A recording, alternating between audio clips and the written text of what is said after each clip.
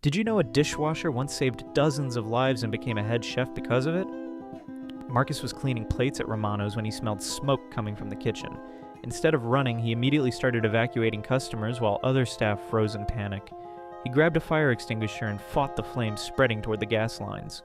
When firefighters arrived, they found him directing people to safety through the back exit. The fire chief later revealed Marcus had prevented a massive gas explosion. The restaurant owner, whose family was inside that night, was so grateful he offered Marcus culinary training. Within 5 years, Marcus became head chef at 3 successful restaurants. One moment of courage changed his entire life.